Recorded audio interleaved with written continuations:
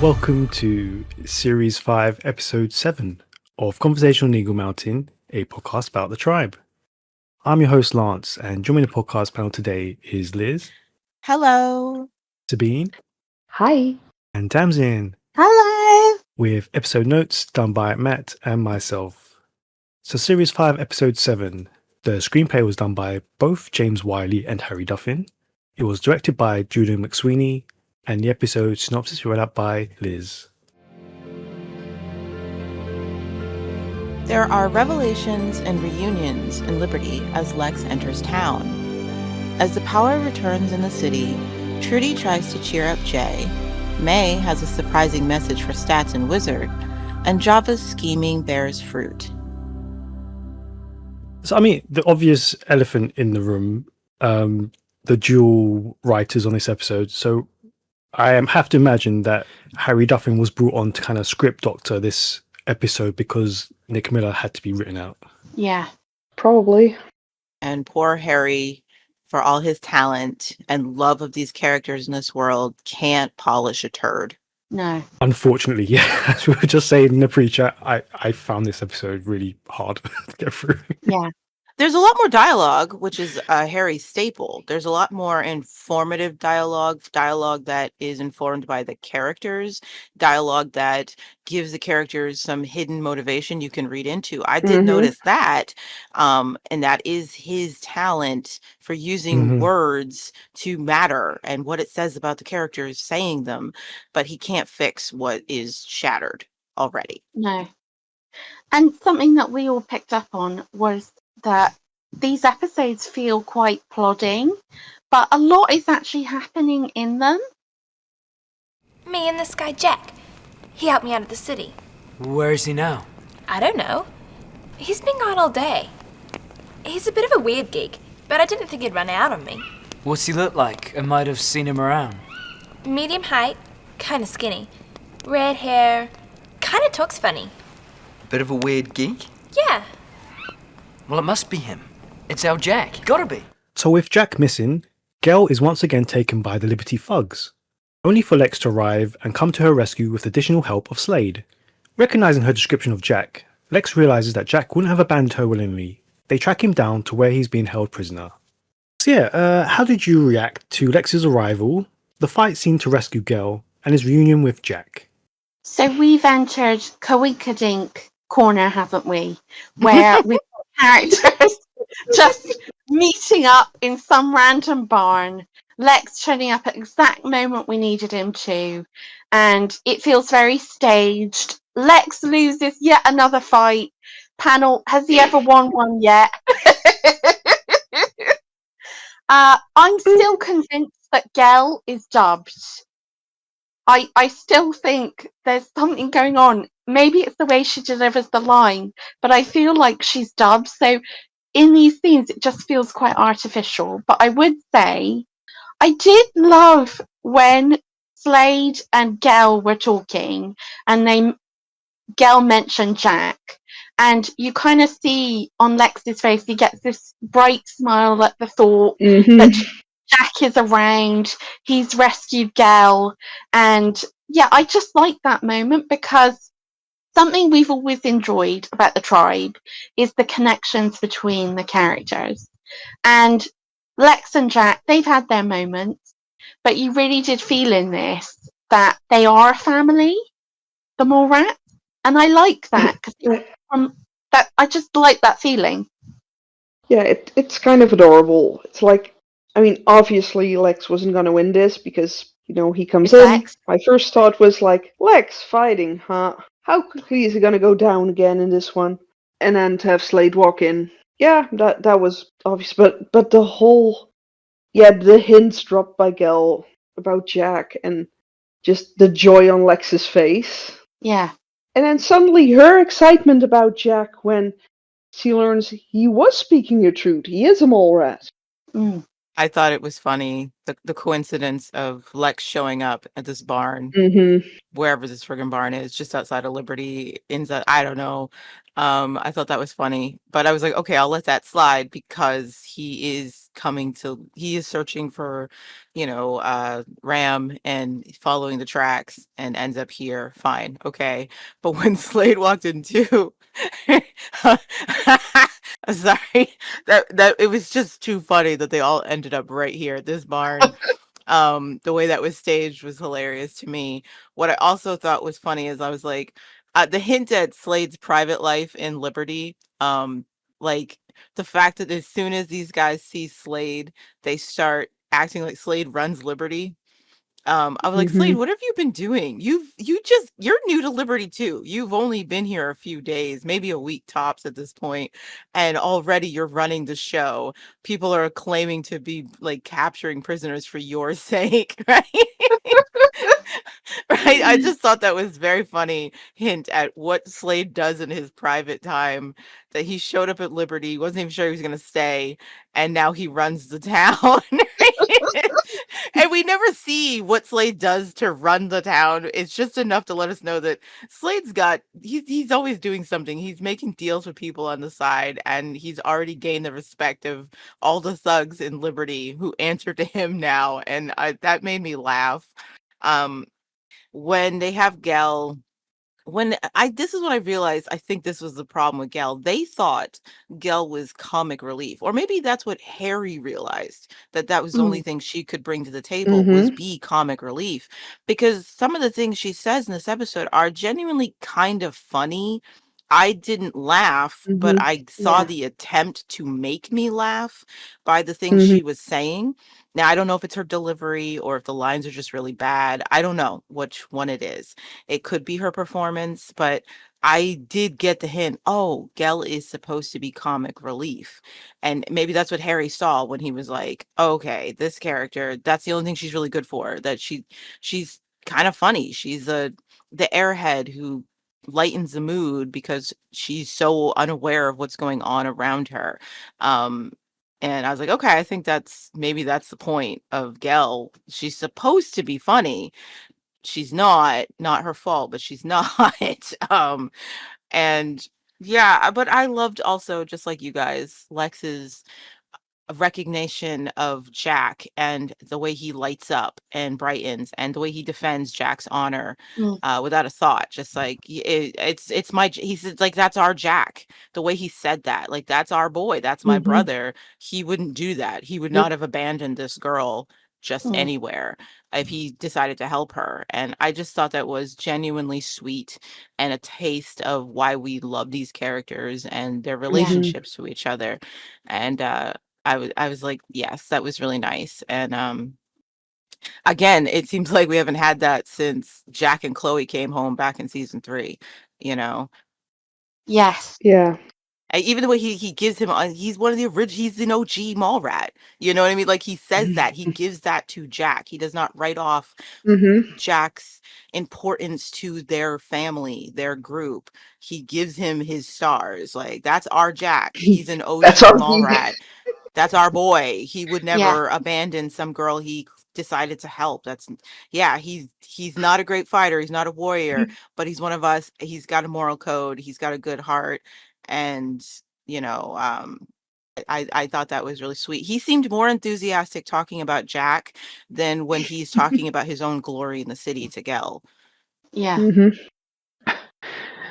I have to say though, I was happy that Lex's response to Gel's over the top fawning with, "Oh, it could be so romantic down here in the hay." He instantly responds like, "Yeah, beds would be nice and a cot for the little girl." Yeah. And It's like yes, he's instantly saying, "Yeah, no." She's just a little girl. That's not a. which is the reaction he would have to someone who looks like Mhm. she's 11. Yeah.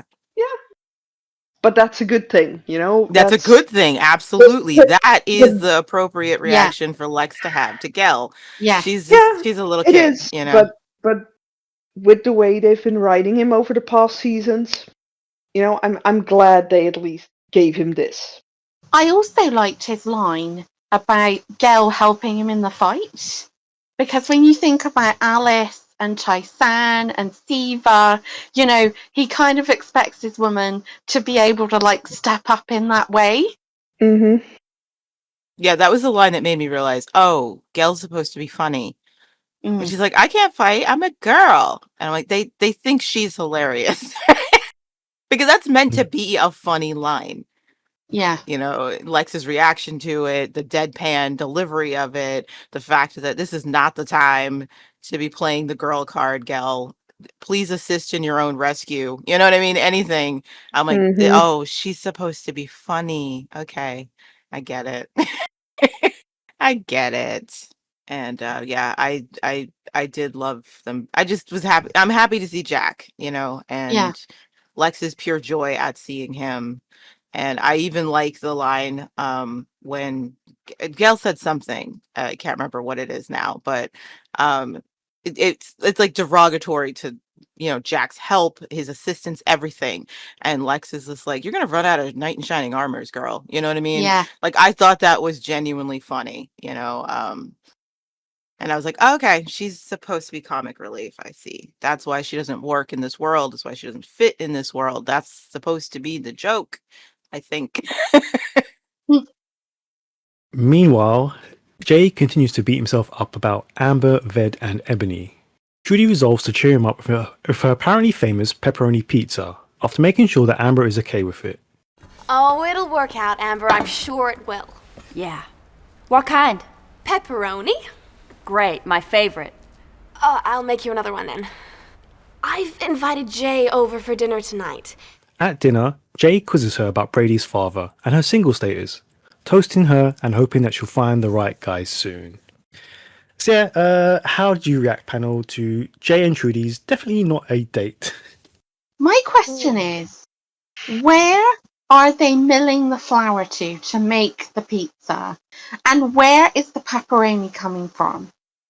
Is this a case of Clara Oswald actually being a Dalek, spoilers, and Trudy is having some still being like brainwashed by the Chosen, and she thinks she's making a pepperoni pizza? Well, we know that the flour comes from people milling it outside the city. Okay. Pride expressed Yeah. that. So we can believe the flour That's is being doable. milled outside the city and brought in. Not sure who's currying pepperoni. I guess at this point, Trudy has given up being a vegetarian. Fair enough. I'm not judging her for that.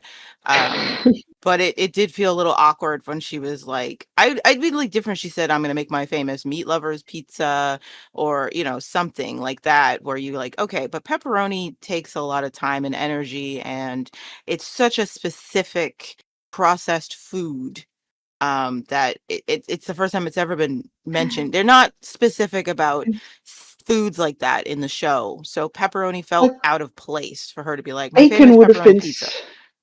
like Yeah, ham and pineapple would bacon, have been so much easier. sausage. You're like, okay, but pepperoni, I'm like, that takes a lot of time to make homemade, sweetie. That it's actually kind of almost a waste of your. It's just weird. It was a weird specific item for her to mention pizza. If she was just like my famous pizza or something, or the pepperoni was very specific. It takes you out of the world because you're immediately hung up on pepperoni. Where are you Yeah. making pepperoni? How are you trading for pepperoni, Trudy? Right? You don't just have that in the pantry. You know what I mean? You're too busy focused on that one word rather than just, yeah, she could do this. She could get the ingredients to make this.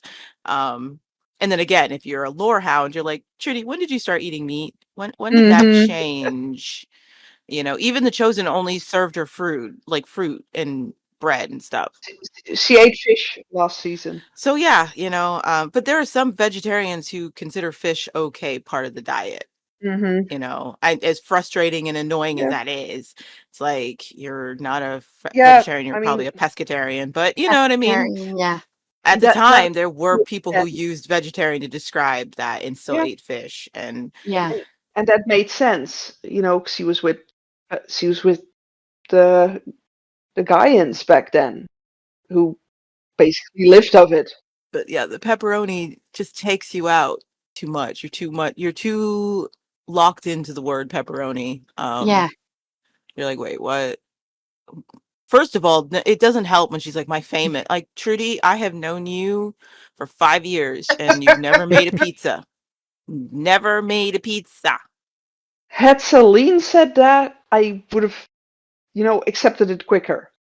Because at least we know she knew how to make bread and stuff. I mean, Trudy made a cake once in season 1, Mm. but yeah, she's never been. She cooked that rat. And she cooked a rat, but she's not known for really just, cooking. It's not. So it's just weird, again, to be like, my famous. And it's like, you're not famous for cooking, Trudy. That's not Well, you. is that a Harry thing though? Because if you remember when she did cook that rat, they were talking about how great she was as a cook. Yeah, And she was the best cook ever. Yeah, so maybe it's a Harry thing. Maybe when he's done the script doctoring, he's added that in as a callback to when she was good at cooking, even though that's the only time it was mentioned. Could be. Well, It I could was thinking be. about this. Well, because we just had episode 6 with the Bray send off, where Yeah. their famous spot apparently came from out of nowhere, even though we've known them for how many years and we've seen how Yeah. much time they've had to actually Yeah. go anywhere. So I think it's just something like that. They just try to make a fake callback, and it just doesn't kind of work. 'cause No, that it has doesn't. it's never been a thing. Yeah, it's just a little awkward the way it's set up, and you're, like I said, you're too caught up on the specific wording of what she's gonna make, and you're like kind of lost in that. I have to say the scene between Jay and Trudy, Yes, the dinner. It's nauseating. even before the dinner, is okay. I can excuse the scene just where she's trying to cheer him up before, when she butters him up with the pizza to cheer him Yeah. up. I will say this. This is definitely Harry using dialogue to infer things about the people. And I don't think Harry has the best opinion of Jay as a character.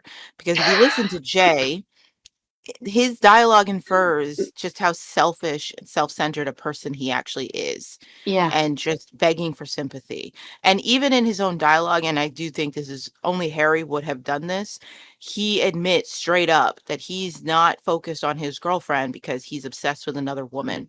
Yes. Harry makes him take ownership of that. I don't think any of the other writers would have. I think Harry No. sees Jay for the garbage person he actually is. And the dialogue speaks to that.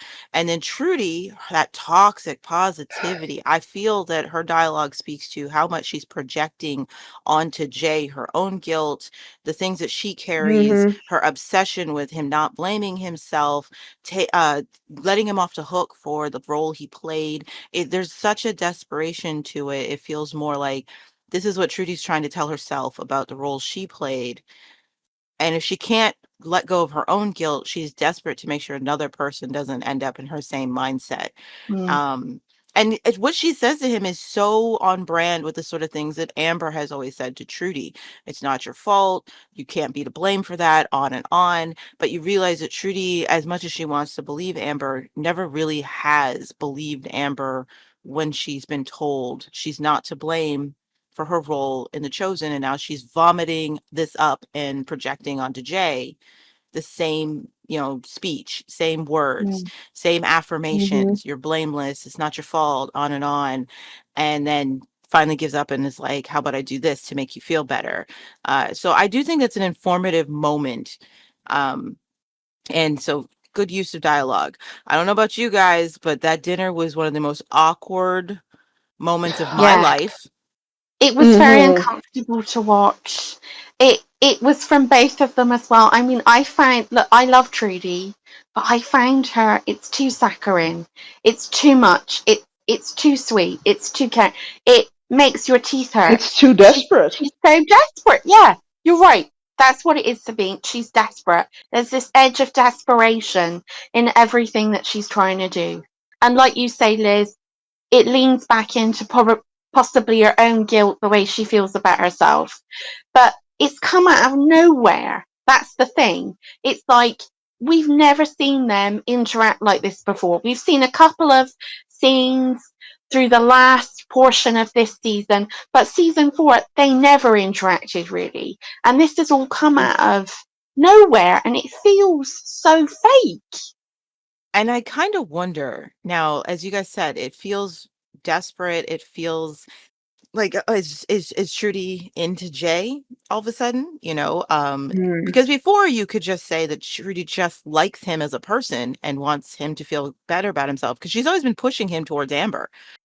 She noticed the attraction between the two of them apparently right away and has been pushing them together as hard as she could. Even during their talk, she's like, I could talk to Amber for you. And it's like, why are you so desperate for these two to get along? Why does it matter so much to you that Trudy, like that Amber hooks up with Jay, why can't you just let that go and just let it progress naturally? Why do you feel the need from the moment you saw these two look at each other in season 4 to push them towards each other? That is odd. That's very It's weird projecting. that and that's what I'm wondering. Has there been some deeper attraction to Jay that Trudy herself carries, but never thinks that a guy will look at her because the show has never given her that? And so she's projecting that onto Amber. Like, you should have him. He likes you. You should, because she's been pushing Amber toward Jay since they met in the Gaian camp. You know what I mean? Like, from the start, it's been Trudy been like, "Oh my gosh, I think he likes you. I think you like him, da da da." And Amber's like, "What the frick are you talking about?" And this felt so pushy and like, why are you this obsessed with Amber and Jay Mm. hooking up? Do you feel something? Are you living through Amber? Is she your avatar for the things you can't have in life? You know what I mean? And Well, so, yeah, during the dinner, it's like, is this desperation coming from your own attraction to him? And it, you don't think you could possibly be his type, so it's awkward. It's very I, uncomfortable to watch. it's I'm not interesting sure you it's should just say that. that, though, because I was going to say that I didn't feel that until the moment when he complimented her, and then she had the glass of wine and she lifted it up and she looked at him, and I think for the first time she felt an attraction to him. Up until that moment, I didn't see it necessarily from her side, but when he complimented her and she went all giggly, I saw it then. And I was like, no, you suddenly realize you fancy him. And that's a real moment. And that's possible. That's what I'm saying. Like, is she projecting without even realizing that's what she's doing? And you know what I mean? Like, is that what this has been drawn to from her own attraction she wasn't even aware of? And we know Mm. Trudy doesn't think well of herself. And so if she's attracted to a guy, it's very easy to imagine that she can't imagine he'd be attracted to her at all Yeah, in any way, and then he compliments her and it's just like something lights up inside of her. yeah, Um, and I do think it's important to acknowledge the point where she seeks permission from Amber as well. Um, Hmm. like, because again, she's been pushing Jay and Amber toward each other, and then she's caught out making him dinner, and she's like, and I think Trudy believes this. I'm just trying to cheer him up. I'm just trying to be a friend. I feel really bad for him. And Amber's like, no, I think that, but she seems nervous of how Amber would see it. And Amber's like, no, I think that's great. And then she just is straight up honest. I may have feelings for him, whatever I might feel. It can't happen because I'm not going to get past him being a techno and what the technos did to Bray. And Trudy's like, oh, because she seems shocked when Amber goes, I think that's a great idea. She's like, really?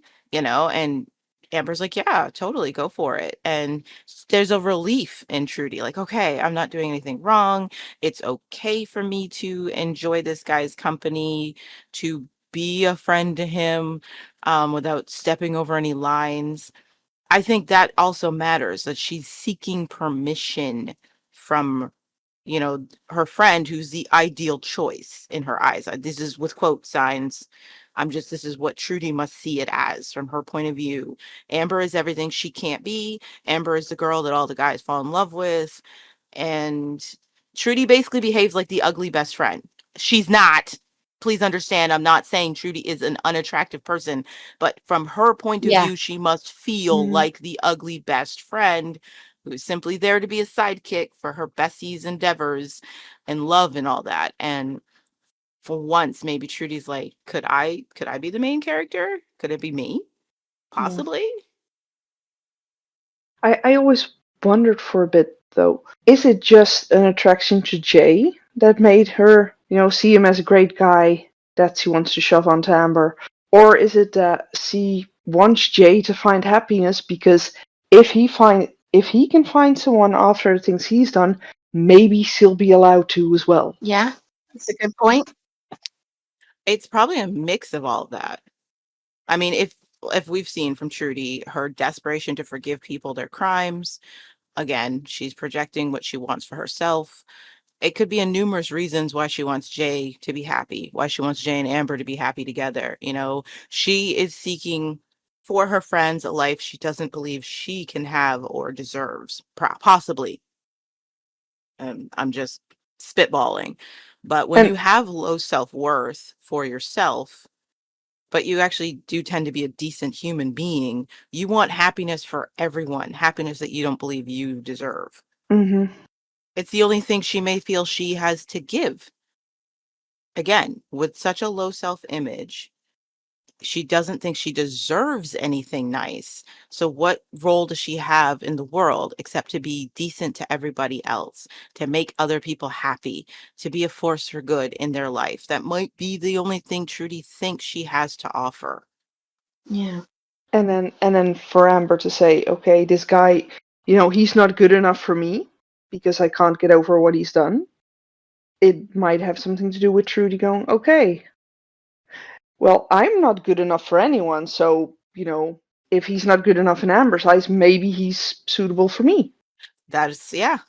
It's so sad when you analyze it, but again, this Yeah, episode it actually is. does have, dialogue that is informed by what the characters might think and feel. So there's something to actually debate and discuss about what they're saying and why they're saying it, which is the only real thing I can appreciate in the episode. It's like, okay, this makes me think about a few things about the people. I remember the first time I saw the scene with Trudy and Jay, as awkward as it felt even then, I was still rooting for her, because it's like as soon as Amber signed off on it, I was like, all right, so Amber's out of the running, okay, fine. We already saw the kiss between she and Jay, so maybe that's all it was, him trying it off on her, and she's made her decision that no, I don't sense any hesitation from Amber. I don't sense any like, nah, like I kind of like him, but I'm pretending I don't. No, it seems straight up. She's made her decision. Can't get past this. Never gonna happen. So I was like, okay, so is this Trudy's slot now? This is how her and Jay are gonna end up together. This mutual desperation to be seen as decent people from a world of that won't forgive you for your past sins. And so as awkward as it was, I was still rooting for her. I was like, okay, she doesn't have much dating experience. I mean, it was awkward between her and Martin. It was awkward between she and Bray. So she doesn't have a lot of experience. It's going to be a little weird between the two of them. And but it got so uncomfortably awkward. Jay is trying to friend zone her so hard. Yeah. It's so hard he's trying to friend zone her. But at the same time, he's trying to friend zone her, but at the same time, he's going out of his way with those compliments. He doesn't want her to stop treating him like he's still a wonderful person. He doesn't want to like rub her off that way. Like, oh, please still thinking the sun, moon, and stars of me, but I still need you to stay. I don't want to give you any ideas. I don't want to lose your attention, but I don't want to give you any ideas. That was what his behavior played to me as. Like, please say, I still say I'm wonderful and that I'm not to blame for anything. But you're just a really great friend. I do think though you've got a really good point whereby in different hands, Trudy and Jay might have been quite interesting because they've both been involved in these. One was in a cult. What I wouldn't call the technos a cult. I'm not quite sure what to get. Let's call it regimes. So they were both involved in regimes that did terrible things, and they were complicit in that. And now they are making amends, atoning. They've lost a lot. They are faced with what they have done, and there's so much you could do with them if they were to be a couple. There's so much you could have done with them. And I mean, Ebony finding out that Jay is now with Trudy, brilliant. just beautiful. But yeah, it's just a placeholder until he gets with Amber, and Yeah. it's disappointing because what you really want is for the audience to fully invest, and then you kind of almost want like a ship war situation, don't you? Where you've got people who want Amber and Jay. I don't know who they are, but I guess there's one of them out there somewhere. And then there are people who want Jay and Trudy again. I don't know who those people are, and you kind of want to invest in these relationships. You don't want to feel like it's just a placeholder until the real thing comes along. And that's what this feels like. Wherever this goes, it's just a placeholder. Another thing I thought was interesting is that Jay comes right out and asks about Brady's father. And the fact that she chose not to tell him the relationship to Bray was another way of her trying to protect him from the guilt she genuinely thinks he feels. Like Trudy Yep. believes him. She believes he feels remorse and she doesn't want to make it worse.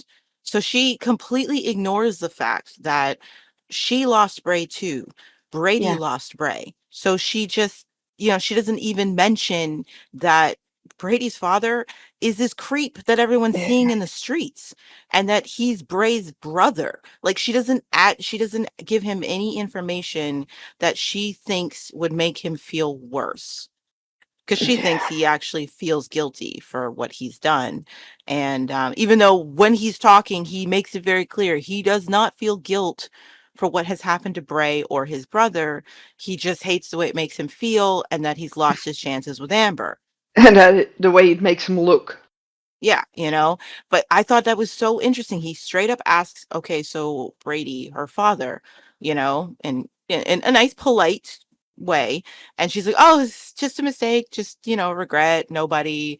It's certainly not the ghost that everybody's seeing walking around the city. And he certainly wasn't related to Bray, who you're responsible for not being here anymore. Like she's just, she was so tactful about the information she gives him. Just, oh, there was somebody, but he didn't feel the same about me, and which was very graceful of her.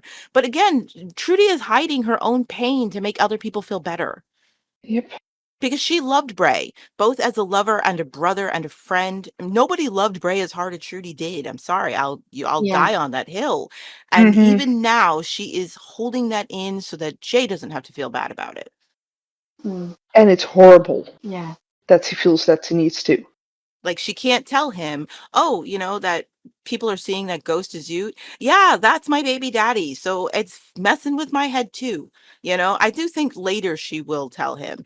But right now she's still protecting everybody else, and burying her own pain and her own hurts and vulnerabilities so that everybody else can be happy and have a happy life. And that's just a unique choice for her to make. And Jay's classic, I hope you find someone. I'm sure there's a guy out there for you. Yeah. I'm going to be a bit of a Can I just dissenting go on? voice in that because as the dinner went on, it kind of was turning more into more of a romantic liaison. And I think Trudy, just from my perspective, I think she kept that information more so because she didn't want to reveal her own connections with Sue rather than Oh, the Possibly. Bray issue. That's a good point. Probably both. Because she was obviously having romantic feelings for Jay at this point. Yeah. But see, that's like, what "Oh, made the okay." dialogue good, because there's a lot you can like dissect about it. What did it mean? What is it saying about the character? It makes you think. It's saying So, Harry was there. like, is Trudy keeping this back because this isn't something she's ready to reveal about herself to someone she's feeling an attraction to? Like that's very valid. Possible. I mean, yes, later she confesses to him about the Chosen and Zoot and all that. But right now, maybe she doesn't want him to know that about her. I certainly would be sensitive if I were Trudy. Back in Liberty, Slade digs for information on the situation over in this city and Lex's reasons for being here. He soon realizes that Lex is looking for Gabe, but hides his presence. Later, Slade confronts Ram about his true identity and says that it's now time to see what Ram can do for him rather than the other way around. So yeah, how did you react, panel, to the various deceptions going on here? And what did you think of Slade's motives?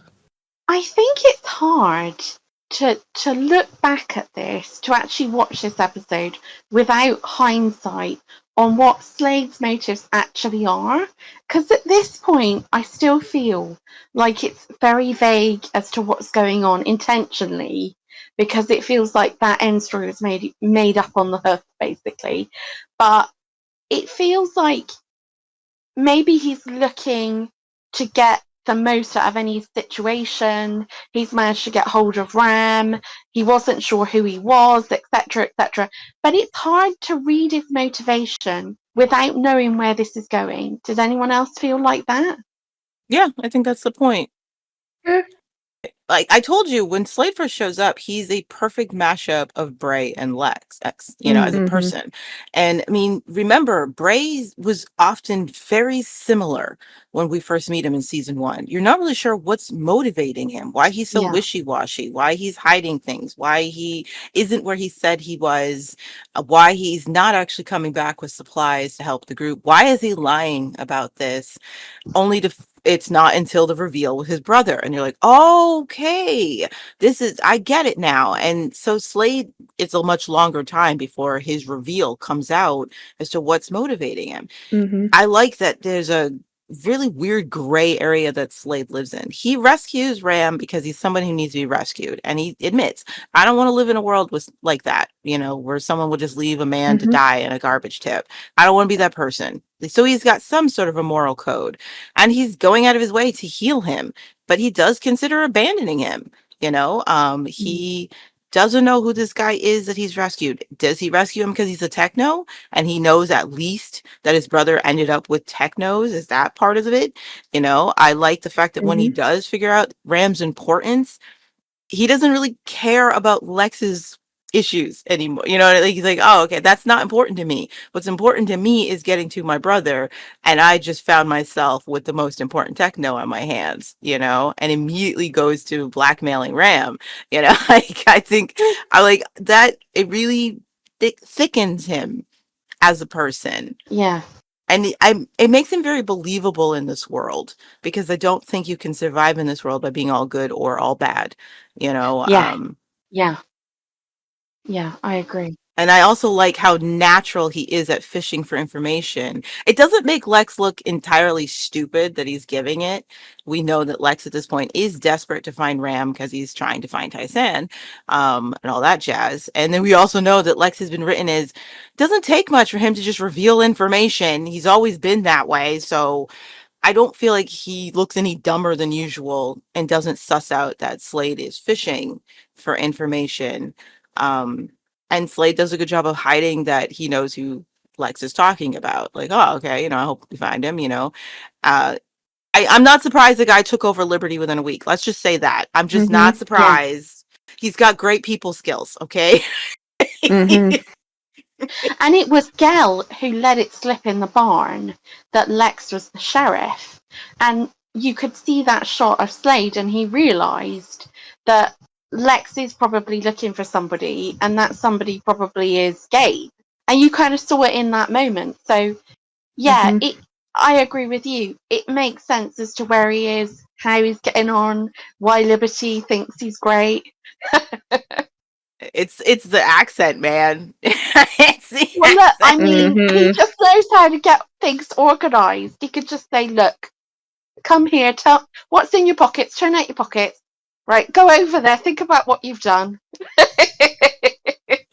He's good at figuring out what it is you want so that he can work with you and like figure that out. Yeah. I did think it was funny the way the scene was staged, where like they've started a fire in that barn. Like that's the place where they're gonna stay tonight. So I'm thinking, okay, is Mhm. this too far from Liberty? So they have to stay the night in the barn. That's why they've started a fire and Yeah. maybe cooked something over the fire. But then Slade's like, oh, I can get you some beds. I'm like, then why are you guys still in the barn with a fire? Again, is this part of Slade's just his MO? Like he doesn't offer to get them a room for the night until he's gotten information he could use from Lex, I found that interesting.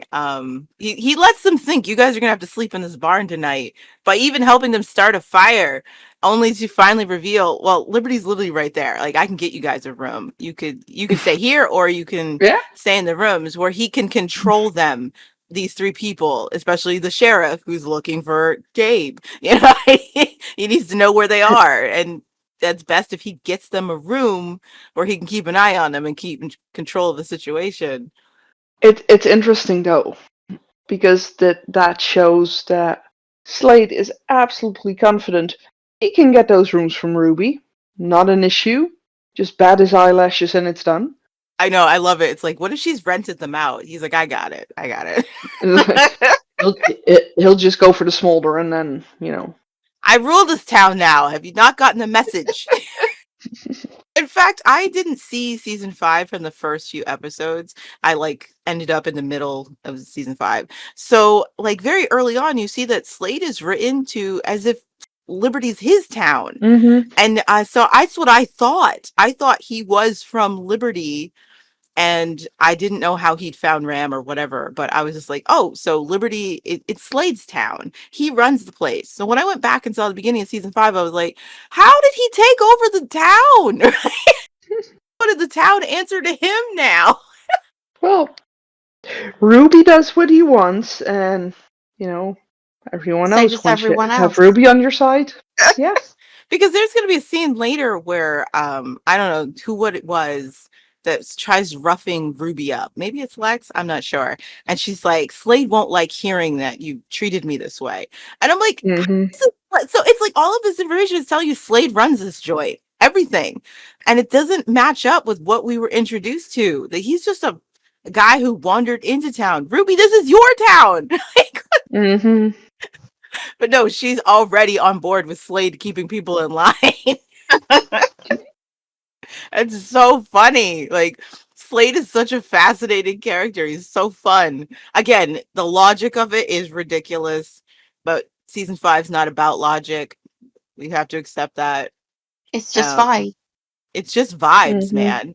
And he's Slade, got impeccable vibes. he does. It's like, of course, this Liberty just listens to Slade now. Now, I want to ask you guys a question. So, obviously, Ram was making his list, right? Why did he cross Mega's name out of? What does that mean? I know, it's like you done haven't got him nothing. yet, Ram. You're really jumping the gun on your revenge. I hate that. It's a pointless moment. It's like these lists have been done better in the past. Yeah. When Ebony comes out of her, remember, she's captured, she's Yeah. vulnerable, she's in a state, and then she comes out of it and she makes her list of people who are going down. That's an impactful moment, because Ebony has at this moment decided to give up being vulnerable and open to people and going back into her vengeance, because it's the only thing that works for her and it's the only way she gets what she wants. It means something when she makes that list on the mirror of the people who are going to pay for Mhm. life. they're going to pay. When Ram does it, it's like, Ram, you didn't even do the list right. You've already crossed somebody off who's still at large. This doesn't make any sense. Just circle his name. It's like such a simple thing. Circle it so we know he's first on the list. He's your main objective. It's silly. I thought it was a pointless scene. They just needed to let you know what Ram was doing right now. Yeah. It's very, very silly. But yeah, I do like Slade confronting him. And finally, you can even see that he's a little giddy. Like, he wasn't sure how useful Ram would be to him as a techno, but now he knows, okay, I can use you, and this is how it's going to go. He lets him know, someone's hunting you, buddy. You're wanted. I know your name. So he just lays it out, and Ram's like, crap, he's got me over a barrel. Fine, we're going to have to work together, because he's got all the cards are in Slade's pocket. It's nice to see him realize that, though. I also love the fact that, again, this is just part of Slade's personality and makes him intriguing. He doesn't seem all that concerned about why Ram should be wanted. Like, why should people want him? And should they have a right to have him because he's done bad things? He does not care. He has his own objective. So it doesn't matter to him that Ram should be captured or deserves to be captured, that like whatever, Lex is after him for as a sheriff of the city, that it could be deserved. What he cares about is his own personal objective, getting to his brother, and he will use anybody he needs to get there. He's not going to slaughter people. Again, he has a code of how far he'll go, but using you, oh, he's on board. That's fine. That's absolutely fine. And that's one of the things I missed about early season Bray. Like, that ability to be like, I have my own thing I want to do. I'm not trying to save the world. I'm not going to outright hurt anybody, but I will use you to get what I need done. I have to say, I did laugh a bit because I was like, wait, how does this get stretched out for 40 episodes? How does this I can't remember. How does this get stretched out so much? Slade's really good at keeping secrets, man. I was like, oh, okay. Oh, this happens quite early. It's like, oh, so he must get the information early on. Like, well, how does this? I've forgotten. How is this not resolved? Because Slade literally keeps the secret until they have decided, till the end of season 5. It's in Act 3 when they've come to take over the city. Up until then, we still don't know why Slade is on board with any of this, why he cares, why he saved Ebony, why he's leading Liberty into a rebellion to attack the city. It's not until that moment that they've got Mega that he's like, he's my brother. I won't let you kill him. And it's like, what?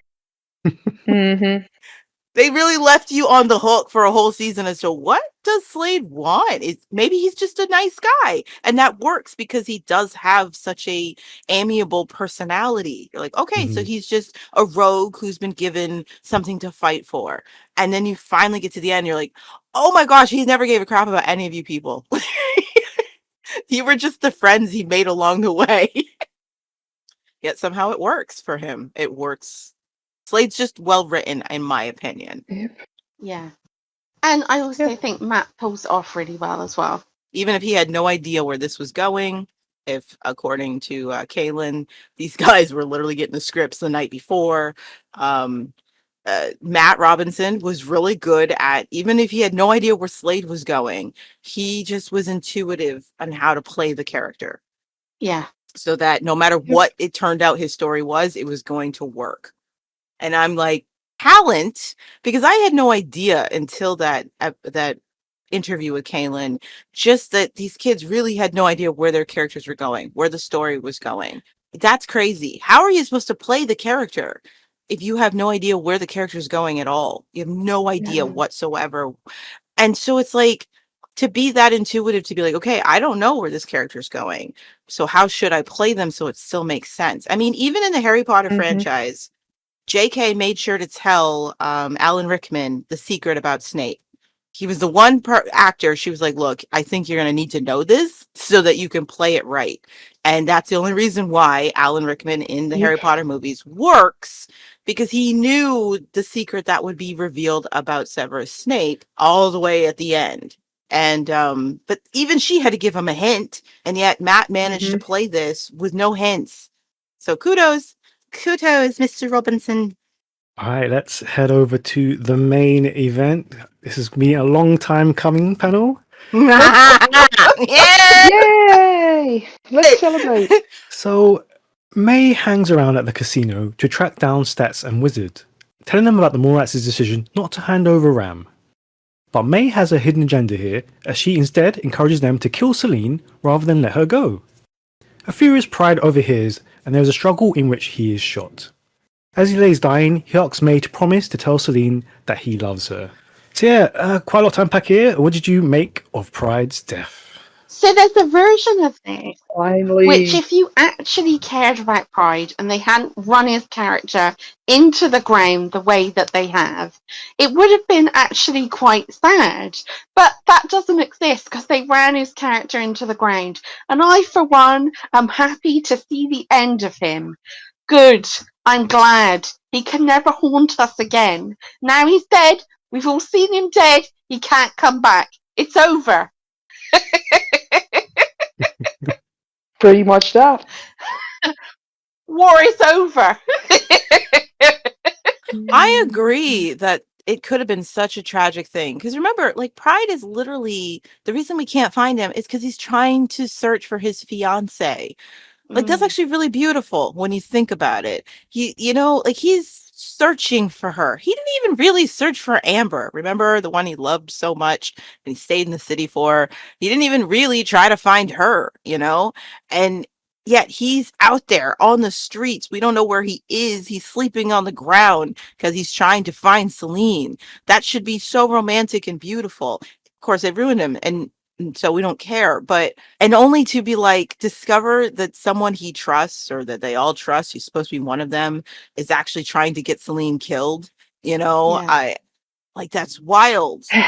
And then to ask that person to tell the ones she was trying to get killed that he loves her. Yes. Honestly, that was just May's instant karma. Like karma backhanded May and ran over her with a tractor in this moment because like she's pulling an Ebony. Okay, this is such a season 1 and 2 Ebony move where it's like Yeah. if the guy I wants another woman, my logic is I just need to remove her by any means necessary. She Yeah. doesn't care if she gets the guy by default. She doesn't care if she's not his first choice. She just wants to be his only choice. Okay. So that's what May's thinking. But I do like this difference. Ebony would have been much more methodical in getting rid of Celine. Where Yeah. May, it's Mhm. like just an idea, a desperate idea that popped in her head. And she just acts on it without considering the consequences because that is very May in many ways. When it comes to her Yep. personal self-preservation, she does not consider the consequences. And so here she goes. She tracks these guys down, finds them, convinces them to realize that the Mallrats will allow Celine to die, you know, and their only salvation is if they kill Celine, only for the man she's doing all this for to swoop in, die because of her actions, and his last words to her are to tell Celine he loves her. Like that is the best karma you could ask for for May. Like you just lost everything. This man gave you no words of comfort. His last breath was to let you know he won't choose you. Yeah. Like if you hate May, this should have made you so happy. That's all I have to say. If you hate her, this is Yep. like the best payback she could have gotten. Yeah. Yeah. You- But I mean, karma gets everybody in this thing because we get the May karma, as you said. We also get the Pride karma for being an awful person. You know, taken down by a zapper at last. Finally, we had to sit through him. He made season 4 worse than it needed to be. He increased the misery every time he was on screen, shouting in people's faces, being irrational, even before he got the addiction. Right? You couldn't tell me when he was addicted and when he wasn't. The behavior was the same. It was the same behavior, right? And Yep. I'm just glad that he is gone, that we are free. He even gets like a derpy death face. Yes, Like, that was he doesn't thing. he doesn't even die with dignity. He's just sprawled out in an alley, staring off into space with this weird expression on his face. Wonderful. A perfect end for a character that should have departed in season 3 and been recurring, probably taking the space of Hawk. Right? That's what Pride should have been. Instead, he stayed way too long.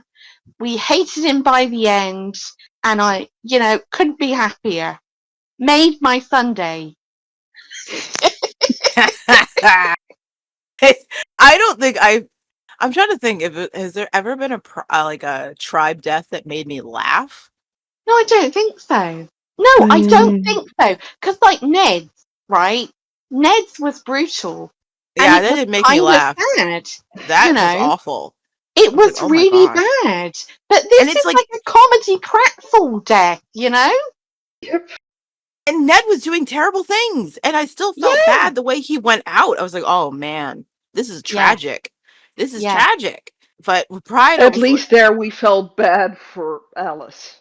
like nobody but Alice cared. Nobody but Alice cared. But for Ned, we at least felt bad for Alice.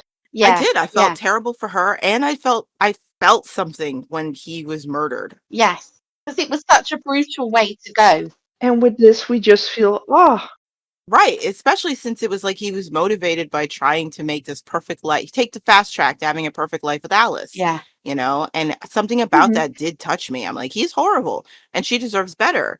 But I was at least invested in his motivations, and didn't feel that's how he should have gone out, you know. Yeah. I was like, oh, I was like, damn, you were so stupid to get in with Ebony, and he was clearly in over his head.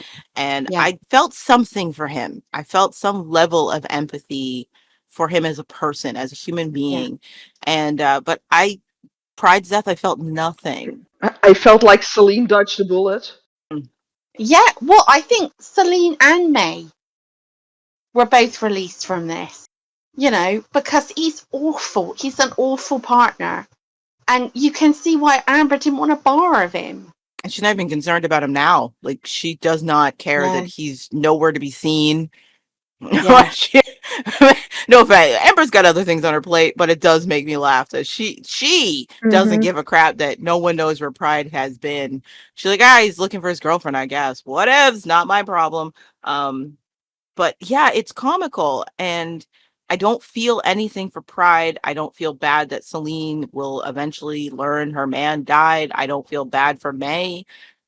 Um, I don't feel anything. I giggled. I was like, oh my gosh, he's look at his face. Look at his stupid face. And his last words to May, even though she's absolutely devastated that he just got shot. And she's just like, what? Anything. Just tell me what you have to say. And his last words to her were a backhand across the alley. And I'm laughing. I don't even feel sorry for her. Like, Yeah. and you guys Well- know that I was Team May and the way he was treating her. Yeah. Yeah. I was. Mhm. But even here, I was like, Well, I don't think you can be Team May in this moment because she's taken it too far, hasn't she? too By- far. We've seen her do a lot of heinous stuff, Okay. but a lot of that was accidental, right? But there's actual intention here. She intended for them to kill Celine, to get her out of the way. And so you can't feel any sympathy for her in this moment. I want to come out on a limb here because I don't feel like this was May. I'm sorry. I just do not feel that this was May. I do not feel that she would do this, Yeah. even to get a guy. I just don't. No. I think, I'm sorry for her previous agree with actions. you. I just doesn't tally up. yeah, I actually agree with you there, Lance, Me because too. we have seen her do a lot of stuff, but it was always incidental stuff. Mhm. When you think about what happened with Dal, there was no intention for that to happen. There wasn't. Yeah. There was Exactly. behind this real Yeah. intention, real hatred, and I As just horrible don't think, as May has been, she's never actually gone out of her way to get someone else hurt. yes, Yeah. Not I don't think it intentionally. was about. I don't think it was specifically about Celine getting hurt. I think it was more about May being afraid of what would happen if Celine got free and they found out that she knew where she was all the time or who had her. She didn't, though. Remember, she was blindfolded. She didn't know Yeah. where she And was. she tells these people to basically go and kill her. So, I mean, that's quite. Yeah. And that felt Yeah. very far. I mean, I'll accept it. Fine. That's where she is. But I agree. It does not feel like something May would have done. no, And we've seen May quite desperate to protect herself, to protect her own well-being. But it's like, okay, so you're adding this as a facet of her personality, that driven far enough, she is okay with having someone killed so she can get the guy as runner-up with no like proof that he would choose her after Celine's death. Well, we know he wouldn't. He doesn't want her. That's the thing. It's Well, interesting you mentioned He's not Ebony, that into her. because Ebony is always, well, she's always going to be, if she's not your first choice, she will be your second, and she knows that, right? She's got that assurity, right? That she is who she is, and you will want her, even if you don't want to admit you do. But May doesn't have that. But see, the thing is, that's what they're trying to tell you here. They're trying to tell you that May is reasoning that what she's come Yeah. to is that when Celine's gone, Pride's going to be sad, obviously. But she has accepted that Pride is the type of person who will still choose her, who will still sleep with her because he's lonely. Mm. And Oh. she's accepted that's good enough. That's what May has decided when they decided to write this, that they have said this is the kind of person that May is, that she is willing to be his backup choice because he's got nothing else. Interesting, because it's Yeah. such a leap, because everything that he's shown of us, like, I think that was the case at the end of season 3, but since then I think he just finds somebody else on. May, he just doesn't want you. She's just hoping it, if she hoves into his field of vision after the loss, who else is That going to they'll want look up him? again. Like, Yeah. there's nobody else. I think she looks at it as like, well, there's no other competition in the mall. He won't end up with anybody else. I'll be there giving him attention. And, I know him. He'll still sleep with me. Even Yeah. if he desires somebody else, he'll be with me at least. I'll be available to him. That's what they're telling us with these actions. Yeah. That's how low May has fallen, that's what she's willing to take. It's so depressing, actually. Yeah. This is a really, this is aside from, like, Pride's death is not depressing, but when you get into the motivations of Trudy and May, it is really depressing. Yep. Yeah, it actually is. And in a better story, it would be great because it's not Yeah. unrealistic when you think about this No. world. All of these kids should be suffering from depression, to be honest. Every single one of them. The fact that, like, again, I do think that Trudy's toxic positivity is just a way of coping with this world and everything that's happened to her. I do think there's something real about these characters feeling so lowly about themselves, and that's how they walk through the world. All of that's very realistic. It's not a great story, though, and yeah, it is depressing to think that that's where May reasoned herself into, that's how badly she wants him. And she's not wrong that Pride, I believe, 100% would have ended up in her bed if he'd lived and Celine had died. I don't doubt it. It's part of his character. He would have totally still slept with May because he was depressed and lonely. Am I giving him the benefit of the doubt? Is that what's happened here? No, Oh my God. I don't know. I just don't think there would have been anybody. I agree with you that if there was anybody else, he still wouldn't have chosen May. But there isn't anyone else that would have given him the time or day. So think about it. If May's plan worked, Assassin Wizard listened to her, Pride didn't overhear it, he wasn't there to stop it. So they would have freaked out. They would have killed Celine before she had the chance to enact her escape plan. All right. They would have zapped her. Okay, so she's dead. The kids, I don't know how they would have found out, but she would have been found. Pride would have been super depressed, fallen apart because he was going to marry her, guys. Never forget that. Anyway, and nobody would have been there. Amber wouldn't have been there. Trudy's not interested. So who else is there? We know that Siva's about to leave the mall. There's nobody else there. May would have been there every day, giving him attention. He would have ended up back in her bed, even if he didn't love her. 100%.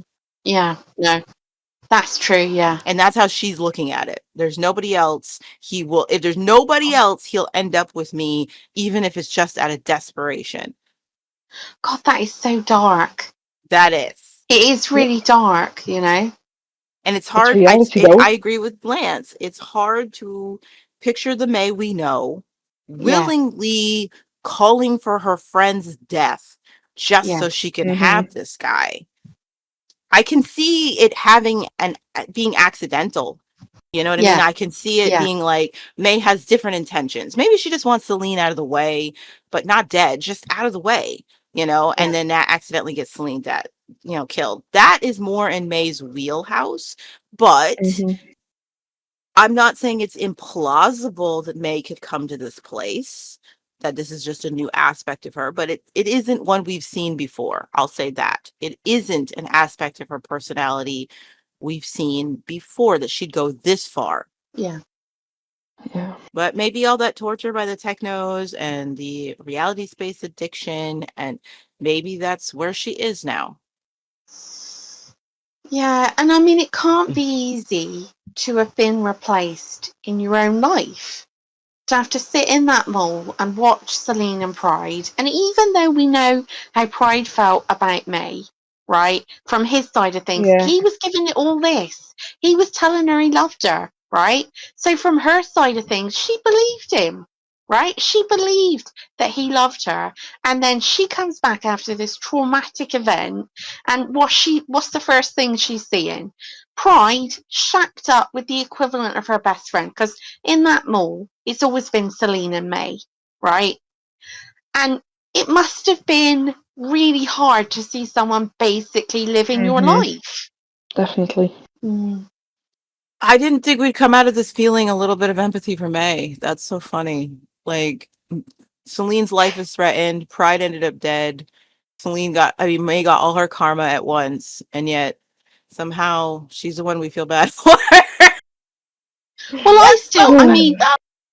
I know that Maggie feels a certain way I was about gonna May, say but Maggie is going to kill us if she hears this. Mhm.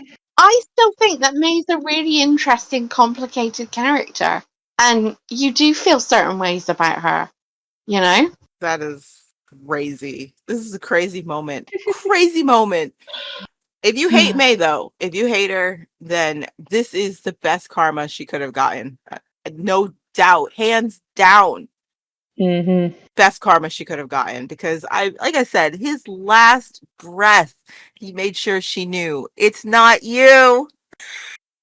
It's her.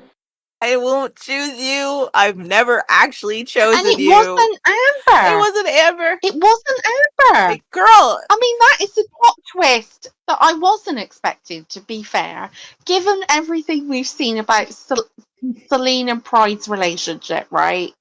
I still thought it'd be Amber. see, that makes it even worse for May because think about it. She's being told twice there will always be another woman this guy prefers Yeah. over her. Mhm. There will always be another woman he prefers over you, May. Even Celine. You did all this for nothing and lost him anyway.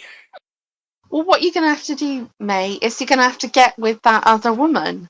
That is what you're going to have to do. Yep. You're Yep. going to have to steal the other woman. That's the only way Yeah. you're going to keep him from being with her. But am I sad Pride's gone? No. It was No. funny.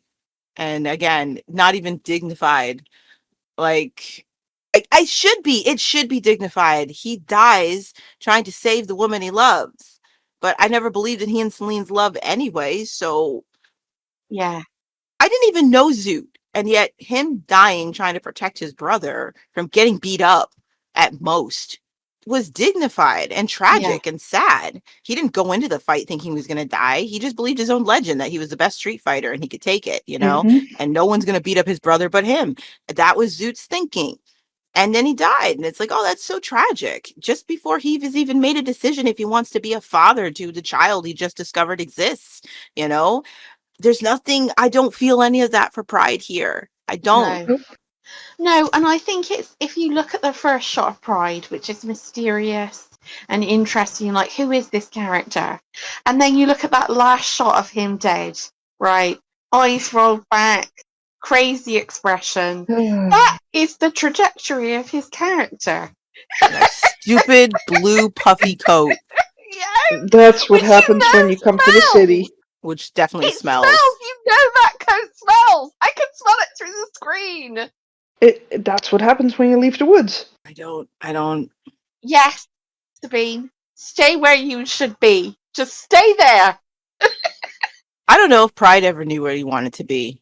I think so much about Pride is defined by finding someone who needs him, someone who makes him feel important, and that's where he'll be.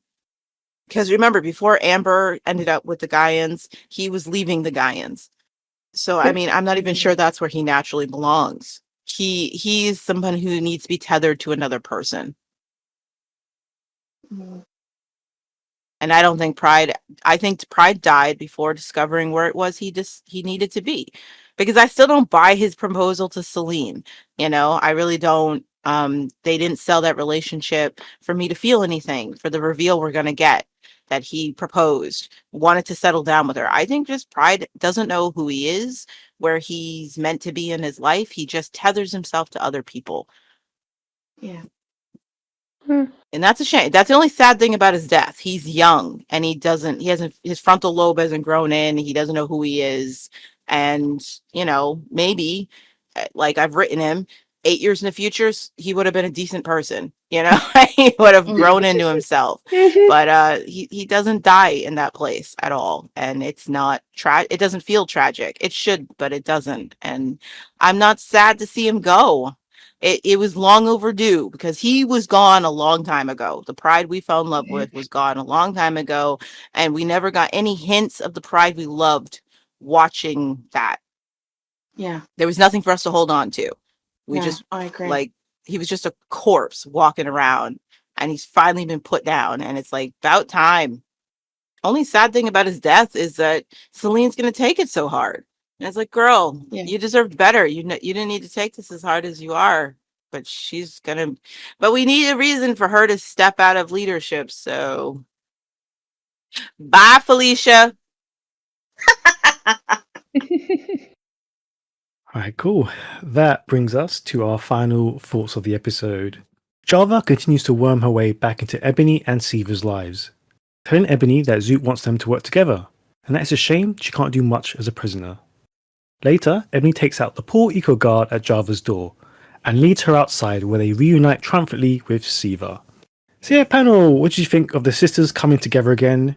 And yeah, the weird decision for this to be the closing scene rather than Pride's death. I feel like that was intentional, actually. No, Sorry, this is rude. How dare you make this triumphant moment between the sisters the pivotal moment of the episode and not Pride dying? Yeah, I think that's how they actually feel about this moment, right? They do not want us to sit with Pride's death because they actually don't care about it either, right? They are ready to move on. We're all ready to move on, right? So let's just do it. Nobody wants to end. Can you imagine if the episode had ended with a shot of Nick's face like that? Oh my god, no one's coming back. That's it. That's the end of the show. That's the cliffhanger ending, though. That's how you end an episode, not the sisters whooping for joy. I agree with you, but I also think it's very fitting. It's disrespectful. It is honestly. I feel like it's disrespectful. It's so bad to the character, to the actor. No, this is bad. You get the feeling though that they checked out. I don't know whether it's because Nick let them down by deciding he wanted to go. Maybe there's some salty stuff going on here, but it does feel intentional. It feels like a decision was taken because, like you say, where you should end this is with Pride dead, right? Because that is the beat on this, right? But they go with the sisters because actually they're not interested in Pride. They're not interested in this. They really don't care. And they're more interested in Ebony. They're more interested in the sisters. They're more interested in what this will do to May and Celine. Pride, no one cares. They don't care. It is disrespectful, but it feels very intentional. Yeah. It feels fitting. It shows they care as little about Pride as we've come to do. Yes, yeah. At this point. Yeah, and I mean, he's been gone for such a long time as well. I mean, he's been gone. How many episodes has he not appeared in? And you know something's going to happen because he pops up in this one. So you know, like, oh, okay, so he's back. And it's either going to be he's going to rescue Celine or something's going to happen. But it just feels, yeah. It feels like the two scenes should have been switched, like flopped, where you get the what we were scene saying. of right. Like I agree with you. Mhm. The scene with Ebony and her sister should have happened. That should have been the next to last scene, and then the episode ends with Pride's death. Like it just feels that's the way you end the episode on this character's death. That should not be the next to last scene. Yeah. Because think about it, your last scene is meant to be like when you're telling a story or you're doing an episode, the last scene is meant to be the hook that makes you interested in the next episode. And I think it's telling that these guys believe that the hook isn't the fact that Pride just got murdered It's because intentional. of May's action. Yeah. That they think the hook is that Ebony and her sisters are now going to run wild. Like, that's what Yeah. you're supposed to care about. That's what's supposed to make you come back. That says a lot. Yeah. Yeah. Yeah. Because, I mean, this Yeah, is just a matter of editing. You know what I mean? Like, this is all just about arranging your scenes for your episode. There's nothing stopping them from putting the Pride death as the last scene. And they were like, no one's going to come back after that. Like, Yeah. Yeah. That's what I think. I just think no one would come back after that. Because it's like, it's not interesting. Nobody cares about Pride. That's not a cliffhanger. that is fascinating right there. Because when he died, even I was surprised there was still a scene to go. I'm like, isn't this where it should end? And ordinarily, it would have. Like, But not today. Like, when I was watching the episode, I figured, I was like surprised that I didn't get to roll credits after his last words. Yeah. And I was like, oh, there's more. Okay, we're just okay. I just don't recall that being the case in so many situations. Like, again, I have to harken back to Zoot's death. When he falls and hits the ground, the scene that comes right after is still focused on the fact that he's on the ground dead.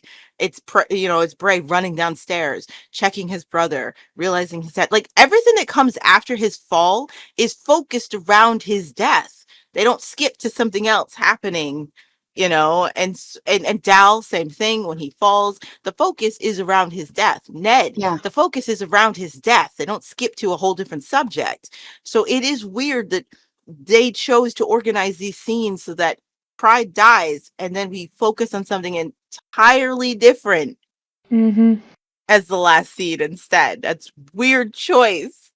As we're talking about the sisters, it felt very rushed. I think this is the last time we're going to see that eco guard as well. Just putting that out there. Yeah. Poor guy. Poor guy. We can retire Eco Watch now. He can go home. Yeah. Yeah, they're done. It's interesting that he was taking his orders from Mega and not from Amber or Jay. Maybe he was taking his orders from Pride. Honestly, Yeah. I was so concerned about Eco Guy that when Mhm. Ebony takes him out, I was like, you're free, dude. You're free. Like, I was happy for him. He took his post so seriously. Mhm. I want to know Eco Guy's story. You know what I mean? I really want to. And I'm just glad he's free from being locked in this room, watching this door, and nobody giving a crap about him. Like, you can go home, dude. I kind of want to know what's going on with Eco Guy, but I'm happy he's free now.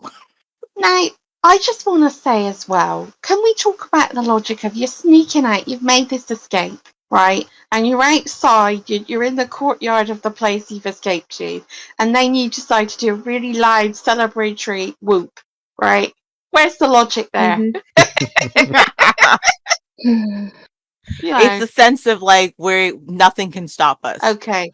Like that's I think it's a visualization what freedom can feel Mhm. like to people. It's not logical to do this right where they are, but it's almost a declaration of we're powerful now, nobody can stop us. We're not even afraid of being caught right where we are. I'm not saying it's smart or anything, but I think it's a visualization of that feeling of liberation, that you aren't concerned that anyone could stop you. They can't stop you. And so they illogically celebrate where they could still get caught very easily.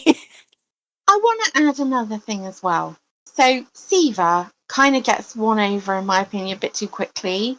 I would have liked some scenes Mhm. in the mall where Siva was not really being treated like she was being ignored, but like all of her scenes have either been like collaborative scenes, and she does say, well, they did treat me quite well. And then Java was like, yeah, but when they come back, you'll be out. They'll just kick you right out. And you kind of, I Mhm. don't know, I felt like we needed something that would play into that way she felt about that, and that she kind of had that paranoia. And what is she going to do? See, this is where I feel like Harry's writing can really be seen and why he can't polish a turd. Okay, because this writing between the sisters, as I said, Harry, when he writes, and he wasn't the only writer on the show who was capable of this, but we hail our Harry. So, but, what he does and what a good writer does, as I said, write with intention and write the writing being informed by the characters and forces you to think about what motivates the characters. When you listen just to the dialogue between these sisters, I think he is tapping into the dynamic between siblings, especially the power an older sibling has over Mm-hmm. their younger ones.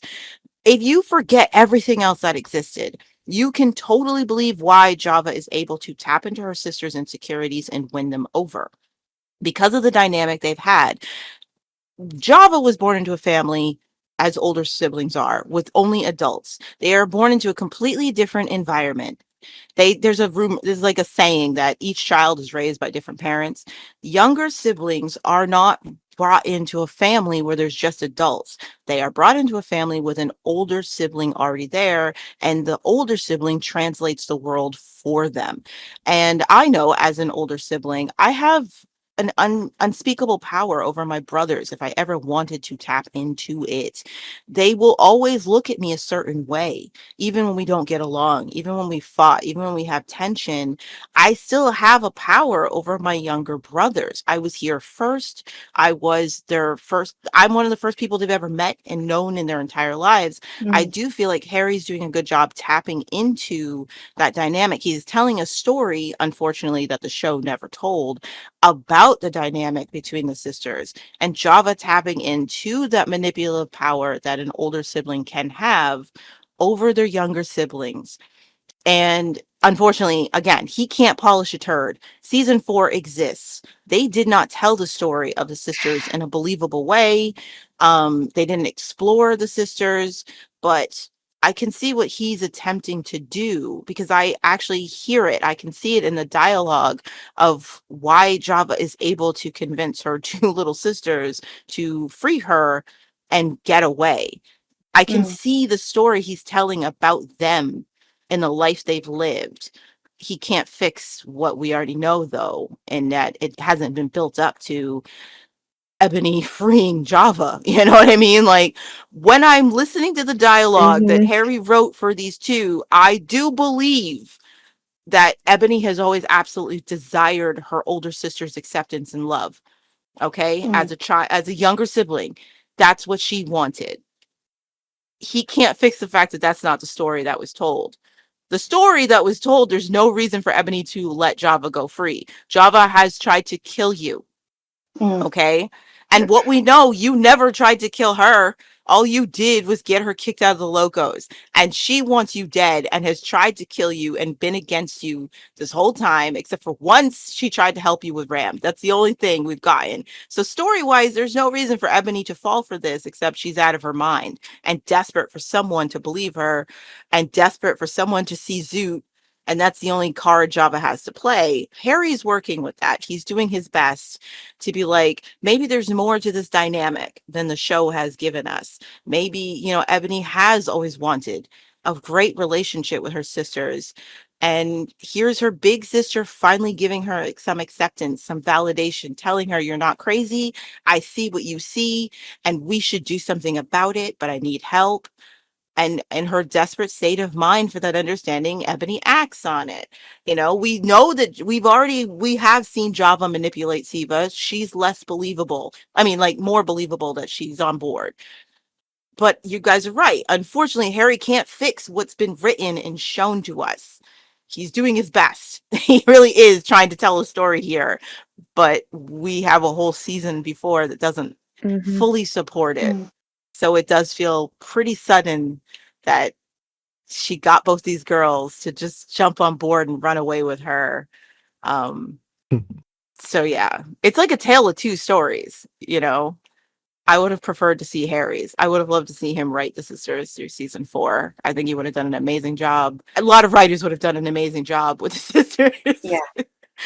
Yeah, I especially think with Java as well, because as we've said, she's so untapped. She had so much potential to be so interesting.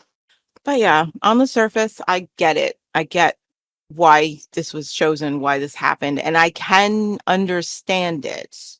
As a writer, I can understand how Ebony is like, yeah, okay, you understand me. You see him. I'm not crazy. And I've absolutely always wanted this from you. I've always wanted us to be a team. because the way Ebony talks about Java is that Java was antagonistic towards her from the day she was born, and she never felt that from her. But that's what she's always wanted. And then, Java, again, using that to her benefit. And I wish, like, when you think about what happens after, again, with Java being an untapped character, just being script patterning, I wish that they had actually explored Java wanting it too. Yeah. We know that Ebony and Siva have wanted togetherness. They've wanted a amiable relationship with her siblings. They've wanted that togetherness. It's not a surprise later on when Ebony confesses to Siva that that's what she's always wanted, because we've seen signs of it, that that's what she's wanted. Yeah. But it's like, why didn't you ever show that from Java's point of view? That she also desired that. There's so much you could have gone into the upbringing that forced these girls to pick at each other. Someone wrote a fan fiction that for me became headcanon to explain the sisters. And in that story, that pre-tribe, they wrote, because they obviously wanted to make sense of the sisters, they wrote that Java and Siva actually have a different father than Ebony, and that their mother basically left her first love, Java and Siva's father, for Ebony's father, who was more established, he had more money, all that stuff. But he wasn't a good partner for her. And Ebony was always a symbol of she made the wrong choice, right? To have, to leave, the man, the poor man, and marry this rich man. And basically what happened is the girls grew up, the parents fighting constantly at each other's throat, picked a girl to be their champion. And you see that in toxic families all the time. Dad's favorite child is this one, mom's favorite child is that one. The kids get pitted against each other. Siva is the one who didn't get picked. She's somewhere in the middle between her sisters. So, mom picks Java, dad picks Ebony. And these kids are basically raised like little fighting pit bulls their whole lives. Yep. And Siva's the only one who's like, I wasn't picked. I'm not even in the fight. I'm just somewhere in the middle. And in this pre-tribe, Ebony's last words with her mother was her mother telling her she regretted her, and somebody cared enough to try to explain the dynamic of these sisters. And it's like, for me, I was like, that's the perfect headcanon of what happened to these girls.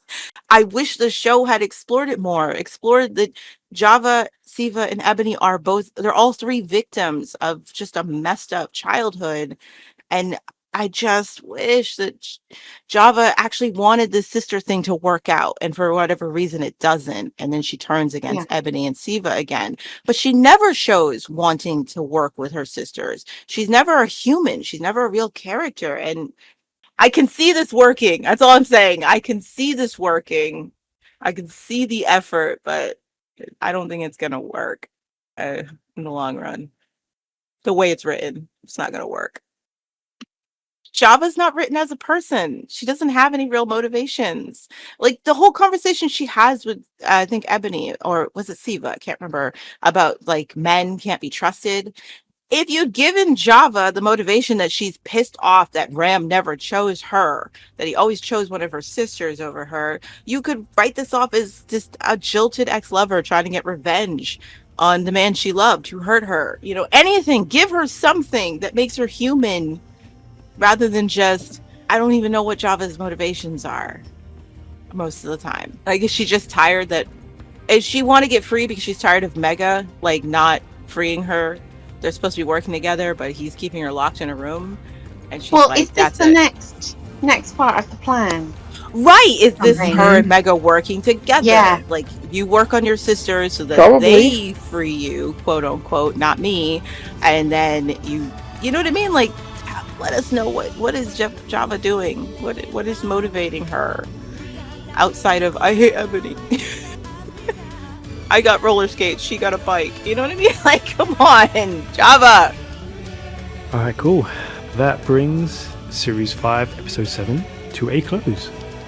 Thank you very much to the panel, and we'll see you next time for Episode 8. So until then, bye. Bye.